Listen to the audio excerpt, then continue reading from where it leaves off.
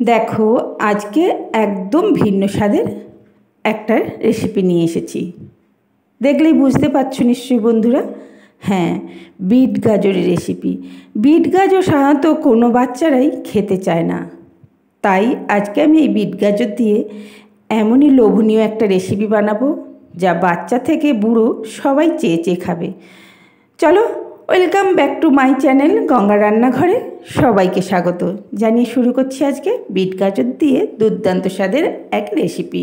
তার জন্য বিট গাজরগুলো আগে কেটে ধুয়ে তারপরে আমি গ্রেট করে নিলাম। দেখতেই পেলে বন্ধুরা, আমার সাথে থাকো শুধু একটা লাইক দিয়ে। তারপরে চলে আসলাম কড়াইয়ের কাছে। কড়াইটাতে একটু বেশি তেল দেওয়া হয়ে গেছিলো, তাই তেলটা পুরো কমিয়ে নিচ্ছি।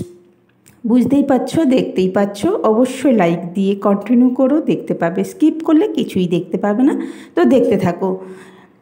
যে সবজিগুলো বাচ্চারা খায় না তাদের কিভাবে ঠিক খাওয়ালে খাবে সেই চেষ্টাই আমাদের রাখতে হবে।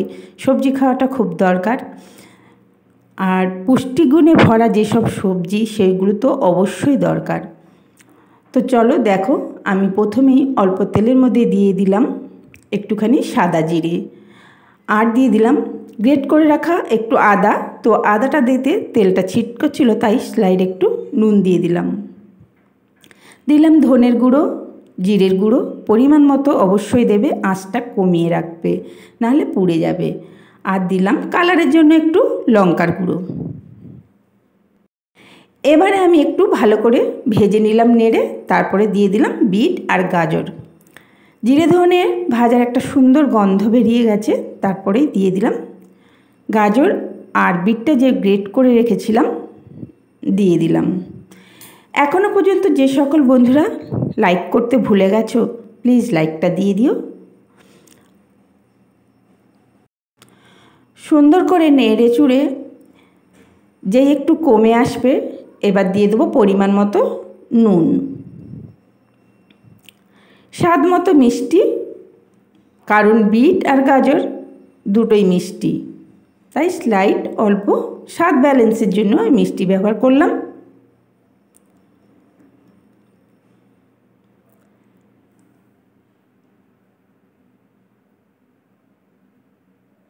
এবার দেখো, এখানে আমি বাদাম রেখেছিলাম, বেশ কিছু বাদাম একটুখানি রং মেখে রেখেছিলাম যাতে সাদা হয়ে ফুটে না উঠে মিশে যায়, সেই কারণে। তো রং বলতে হলুদ দিয়ে দিলাম বাদামটা, আর একটু দিয়েছিলাম গরম মশলা।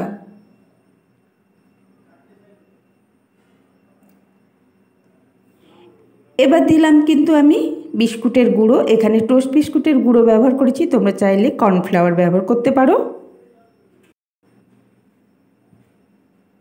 জাস্ট এটা ডোটা টাইট করার জন্য আমি করেছি।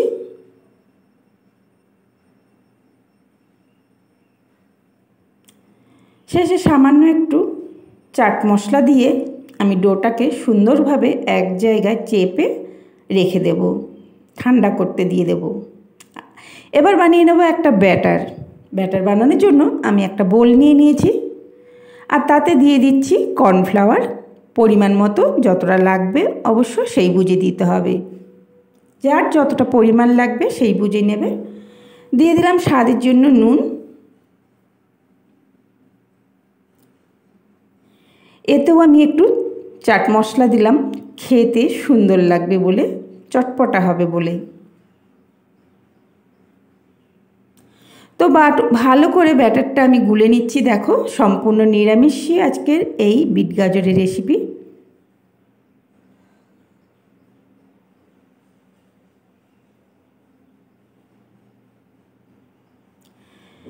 ব্যাটারটা সুন্দরভাবে রেডি হয়ে গেছে, আর আমি এখানে কর্নফ্লাওয়ারের বদলে নিয়ে নিয়েছি বিস্কুটেরই গুঁড়ো, টোস্ট বিস্কুটের গুঁড়ো। তোমরা চাইলে এখানে কর্নফ্লাওয়ার ব্যবহার করতে পারো বা ব্রেড ক্রামও ব্যবহার করতে পারো। তো আমার বিট গাজরের ডোটা আমার ঠান্ডা হয়ে গেছে। এবার আমি হাতে একটা শেপ দিয়ে নেব, যে যেভাবে শেপ দিতে পারো, কেউ গোল দিতে পারো, চ্যাপ্টা দিতে পারো। আমি অবশ্যই এই শেপটা দিচ্ছি। ভেজিটেবল চপের শেপ দিচ্ছি, দেখতে থাকো। মুষ্টির শেপ দিচ্ছি।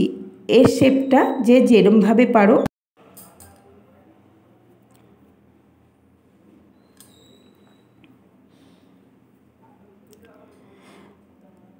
তো দেখো আমি এইভাবে শেপে সবগুলো তৈরি করে নেব। শুধু বন্ধুরা লাইক দিয়ে দেখতে থাকো। আর যে সকল বন্ধু নতুন বন্ধুরা এখনও রেসিপিটি দেখছো অথচ লাইক দিতে ভুলে গেছো, চ্যানেলটি সাবস্ক্রাইব করতে ভুলে গেছো, যদি আমার রেসিপি তোমাদের ভালো লাগে অবশ্যই চ্যানেলটিকে সাবস্ক্রাইব করে পাশের বেল আইকনটি অল করে রেখো। আমি যখনই নিত্য নতুন রেসিপি আপলোড করব সবার আগে তোমাদের কাছে পৌঁছে যাবে। তো দেখো আমার একে একে সবগুলো আমি বানিয়ে নিচ্ছি, একই শেপ দিয়ে একইভাবে বানাচ্ছি। আমার বানানো কমপ্লিট, বুঝতেই পারছো কত সুন্দর হয়েছে, খুবই লোভনীয় হয়েছে। বাচ্চারা এই সবজিগুলো একদম খেতে চায় না, যদি এইভাবে বানিয়ে দাও দেখবে বাচ্চারা আনন্দের সহিত সন্ধেবেলার স্ন্যাক্স হিসেবে ওরা ভালোই খাবে, বাচ্চা থেকে বয়স্ক সবার জন্য। তো এবার দেখো আমি এক একটা করে নেব।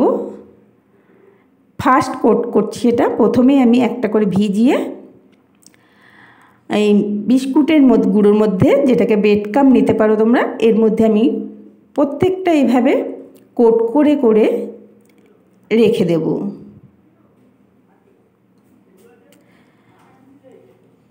একইভাবে কোট করে রেখে দেবো সবগুলো। দেখতে থাকো বন্ধুরা।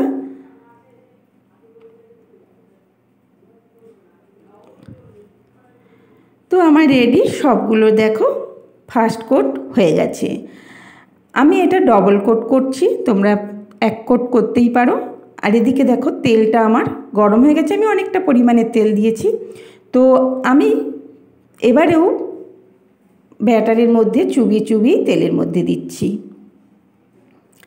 অ্যারোটের ব্যাটারের মধ্যে চুবিয়েই আমি প্রত্যেকটা ভেজিটেবল চপগুলো দিয়ে দেব। ভেজিটেবল চপ বলতে পারো কিংবা বিট গাজরের চপ বলতে পারো, পকোড়া বলতে পারো, যেটা ইচ্ছে তোমাদের সেটাই বলো।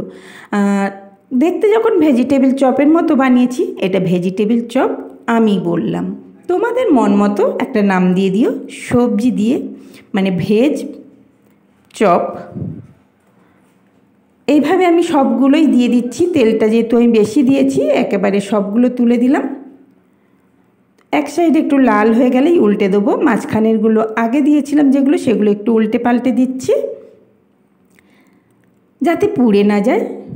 কাছে ও দূরে, দেশে ও বিদেশের সকল আন্তরিক শুভেচ্ছা এবং ভালোবাসা। আমার সাথে এতক্ষণ থেকে ধৈর্য ধরে যারা রেসিপিটি দেখছো তাদের তো অসংখ্য ধন্যবাদ। এবং নতুন বন্ধুরা যদি আমার রেসিপিগুলো ভালো লাগে অবশ্যই সাবস্ক্রাইব করে রেখো। আর সকল বন্ধুদের জানাই আমার রেসিপি যদি তোমাদের কাছে কোনো রকমের ভালো লেগে থাকে শেয়ার করে দিও বন্ধু বান্ধব সবার মাঝে।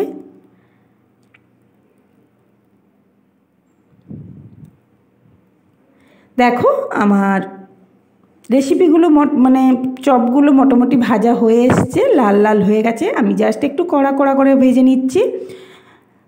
নিরামিষ দিনে সন্ধেবেলা অনেকেরই খাওয়া নিয়ে অনেক সমস্যা হয়, তো এই ধরনের চপ কিংবা যে কোনো সবজি রেসিপি থাকলে কেমন হয় বলো? চায়ের সাথে কিংবা কফির সাথে কিংবা স্যালাডের সাথে জমে যাবে, তাই না? যদি হয় সেটা বর্ষা দিন। হ্যাঁ, বর্ষার সময় সবাই একটু ভাজাভুজি খেতে ভালোই বাসি আমরা, তাই না? আর নিরামিষের দিনে তো বলতে হবে না, পুরো জমে যাবে। তো আমার ভাজা কমপ্লিট, আমি একে একে সবগুলো তুলে নিচ্ছি। বন্ধুরা কমেন্ট করতে কেউ ভুলো না, কেমন হয়েছে রেসিপিটি জানাতে কেউ ভুলে যেও না। সবাই কিন্তু কমেন্টের মাধ্যমে আমায় জানিয়ে দিও আমার রেসিপিটি কেমন হয়েছে আর কী ধরনের রেসিপি তোমরা দেখতে চাও, আমার রেসিপিগুলো কেমন লাগে। যদি রেসিপিগুলো ভালো লাগে অবশ্যই অনেক ধরনের রেসিপি আমার চ্যানেলে দেওয়া আছে, সবাই একবার করে দেখে নিতে পারো। কতটা মুচমুচে হয়েছে নিশ্চয়ই বুঝতে পারছো, কতটা খাস্তাদার হয়েছে। খুবই গরম, তাই আমি খেয়ে দেখাতে পারলাম না। দেখতেই পাচ্ছ ধোঁয়া উঠছে, তো ধোঁয়া ছাড়া চপ তো আর মুখে দেওয়া যায় না। তো খুবই টেস্টি এবং খুবই লোভনীয়, সবজিও খাওয়া হলো, পুষ্টিগুণে ভরা এক সবজি।